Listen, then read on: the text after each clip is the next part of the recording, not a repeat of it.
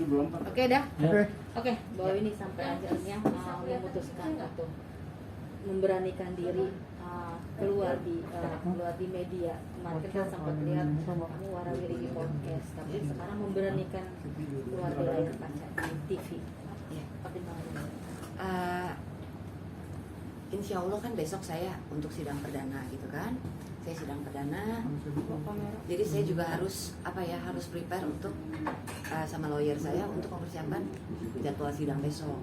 Jadi mungkin saya pikir ini untuk tampil TV boleh lah. Sudah saatnya ya. Iya. Oke. Seperti apa sih perasaannya walaupun pertimbangannya berat ketika muncul di podcast? Harus banyak hujatan lah bisa dibilang seperti itu.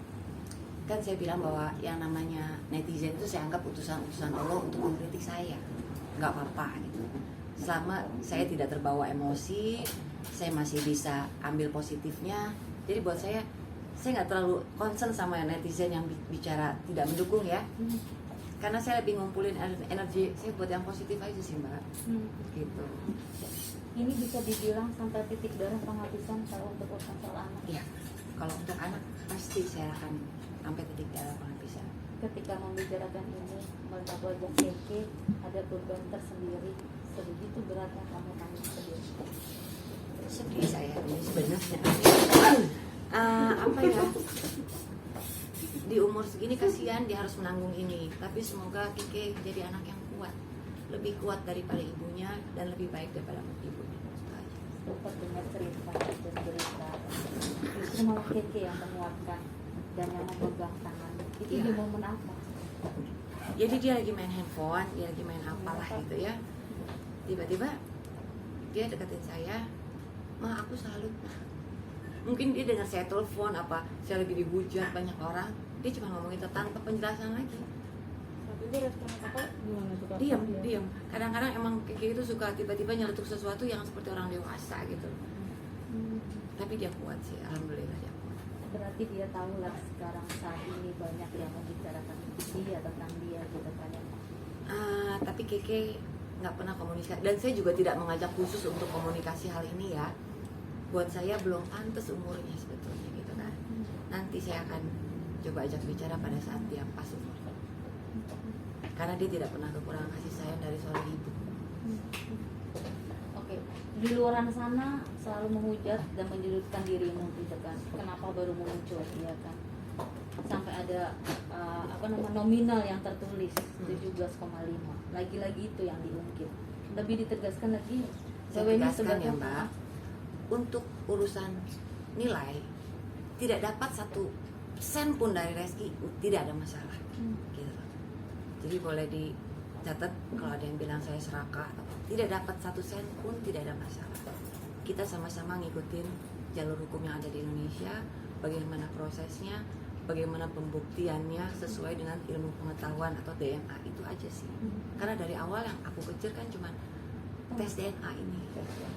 Oke, sebelum muncul ke ranah media, ke publish gitu kan, sempat kan dirimu melakukan jalan secara keluargaan musyawarah. Bisa sedikit cerita perjalanan yang musyawarah keluarga itu? Jadi hal ini tuh sudah dilakukan selama 4-5 bulan belakangan. Dari awal itu sebelum sampai saya pakai kuasa hukum, saya itu sudah melakukan jalur kekeluargaan. Salah satunya ada kerabat saya menelpon ayahnya Reski, tapi di blok.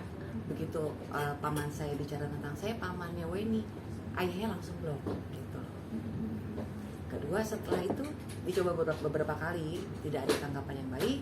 Setelah itu saya mulai bicara dengan kuasa hukum gitu.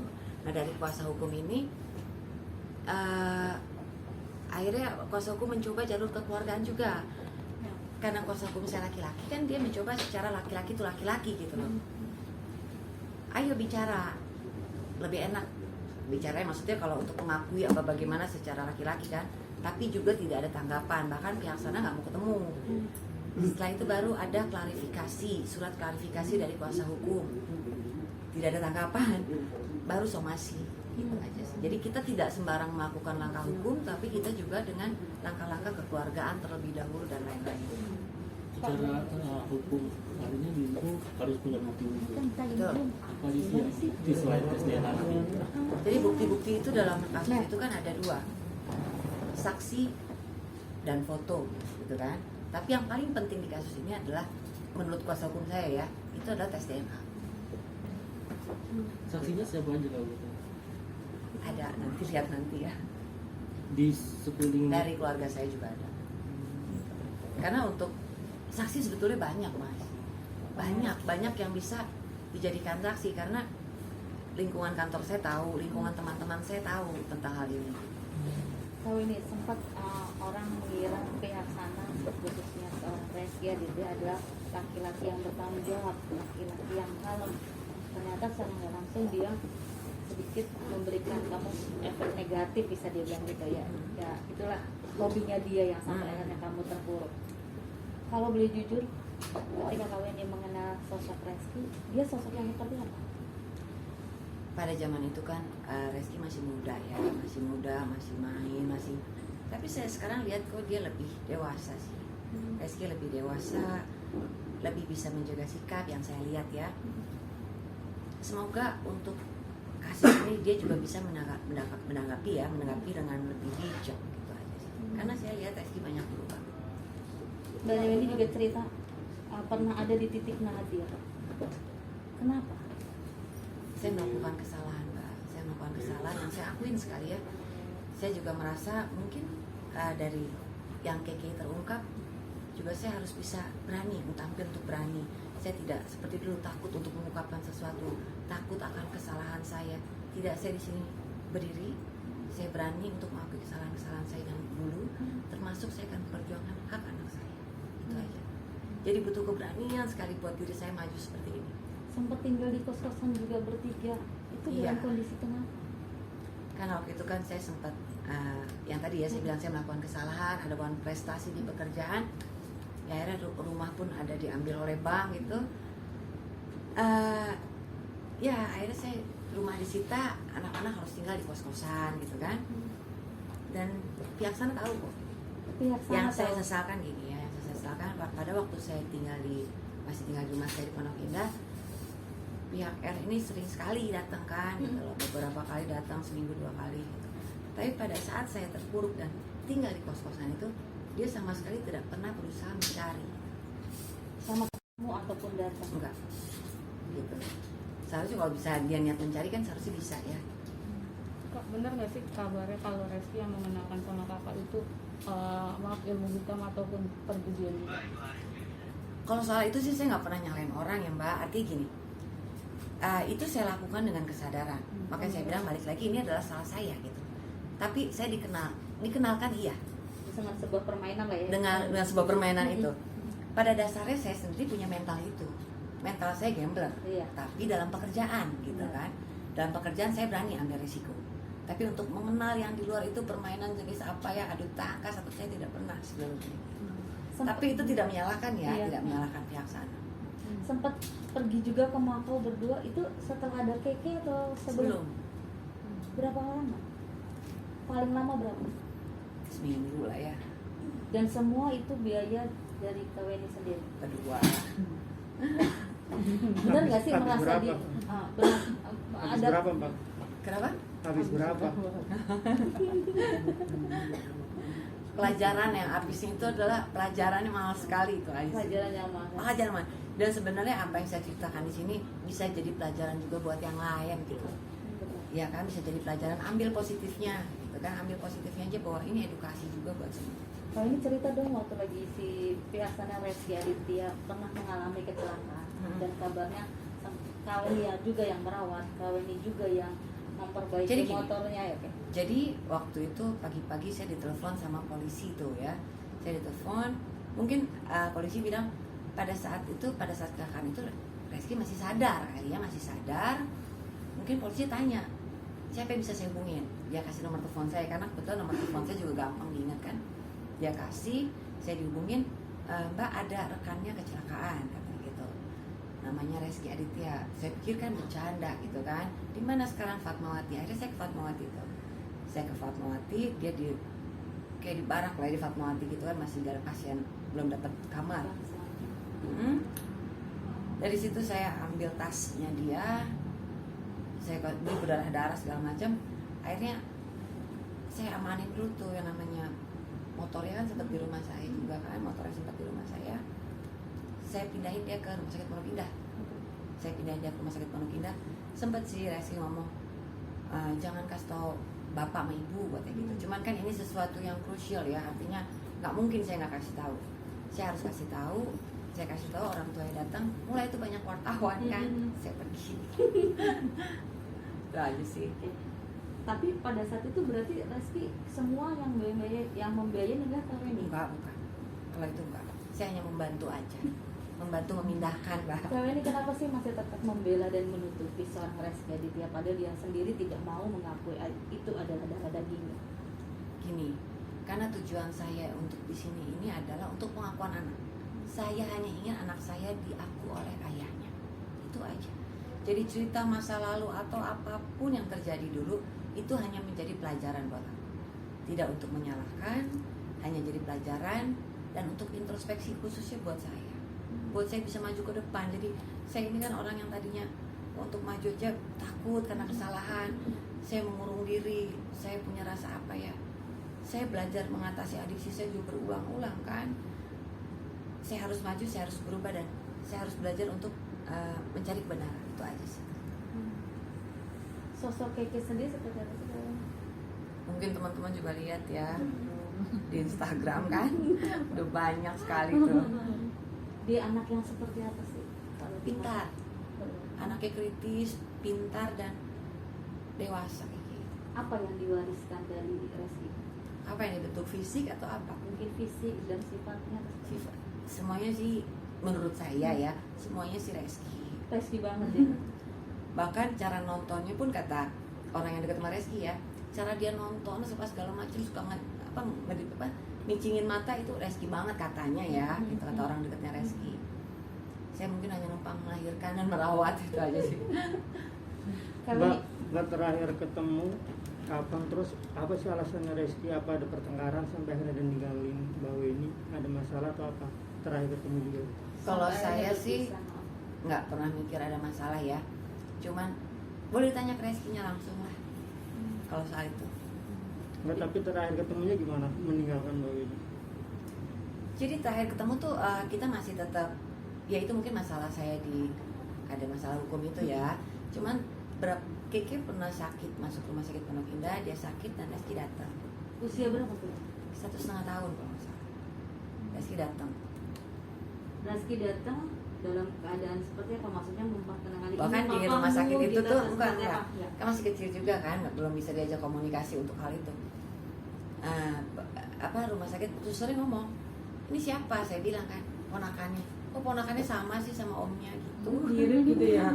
Mungkin ya, itu bukan saya ngomong, Mbak. dari suster. Mbak, waktu lahir kan artinya Reski juga datang, ada kan? Iya. Nah, terus gimana mungkin sempat ada komitmen apa ketika lahir anaknya ini? Reski seperti apa respon? Ini gimana masa depan anak? Terus apakah Ada nggak respon itu? Gimana mungkin komitmennya apa waktu itu? Nggak ada komitmen apa-apa sih. Yang dia janji-janjiin gitu Pak. Enggak ada. Kau ini banyak netizen Sampai 8 tahun? Sampai 8 tahun. Dia nggak ada komitmen apa? Nggak ada sama sekali.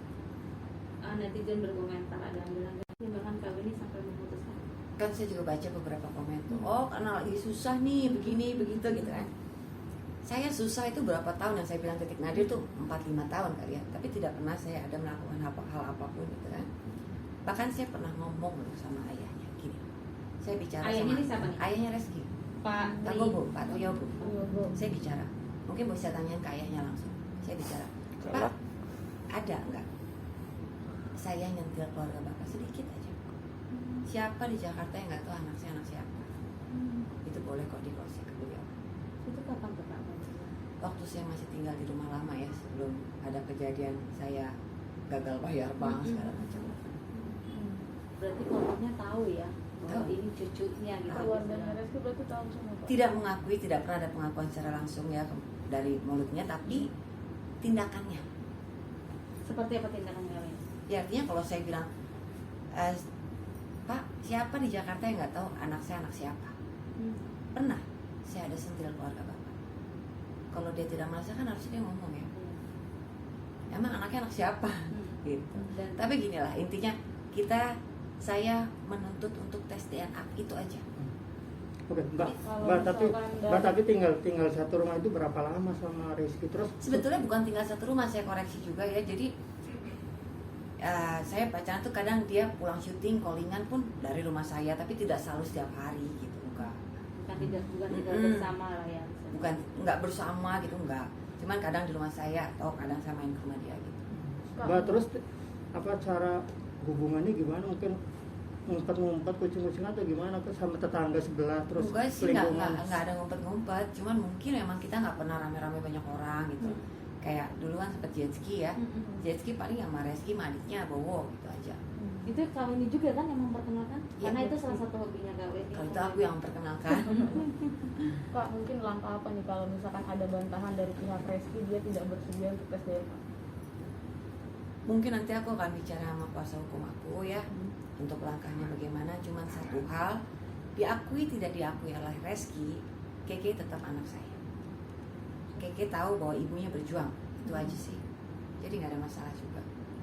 Oke, Mbak ngelihat apa itu Rizky sampai sekarang belum ada reaksi apapun, gimana ngelihat laki-laki yang nggak gentleman, nggak tahu atau seperti apa ngelihatnya? Seperti tidak ada Apa masalah. karena dia mungkin ada beban buat istrinya atau seperti apa mungkin? Tekanan atau apa? Begini ya, saya balikin lagi aja ke Mas atau ke Mbaknya gitu ya. Kalau itu terjadi pada Mas dan Mbak, mungkin nggak sih begitu?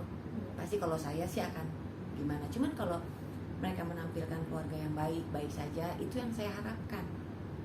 Artinya, karena saya sekali lagi tidak mengganggu masa depan Reski. Saya nggak gugat masa depan Reski, saya nggak gugat. Yang saya gugat adalah masa lalu. Masa lalu saya gugat karena ada anak itu aja. Masa lalu tentang anak itu aja yang saya gugat. Kalau persidangan nanti akhirnya buntu, kau ini langkah apa yang kau ini? Nanti saya tanya kuasa hukum kalau soal itu ya. Karena kalau persidangan menurut saya sih tidak akan buntu. Pasti akan menemukan jalan keluarnya. Jalan keluar seperti apa, itu yang kita tunggu bareng-bareng juga. Dan terakhir adalah tes DNA ya. Tes DNA, gitu aja. Seberapa yakin dan seberapa ini percaya yang Mbak ini melakukan tes DNA? 100%. Apa pertimbangannya? Ya karena saya ibunya, saya tahu ayahnya siapa. Selama berhubungan sama Reski, Mbak ini merasa memang tidak pernah berhubungan dengan siapapun. Tidak. Oke, Mbak ini mungkin Itu ada berhubungan berapa lama sih? 2 tahun. Sidang besok. Udah tadi sih pertama. Rizky juga pernah berpacaran dengan beberapa selebriti ya? Iya. Kok di sini? Waktu pacaran dengan kau ini? Nah itu saya nggak tahu deh. Cuma kayak gitu. Kayak gitunya gimana? Maksudnya Ya waktu itu sempat sih saya dengar bahwa dia sebelum menjalin hubungan sama saya itu ada sama salah satu selebriti saya tahu. aura kasih ya Mbak ini. No comment. Kayak Mbak Nikita ya. Iya. Agnes Monica. Agnes Monica.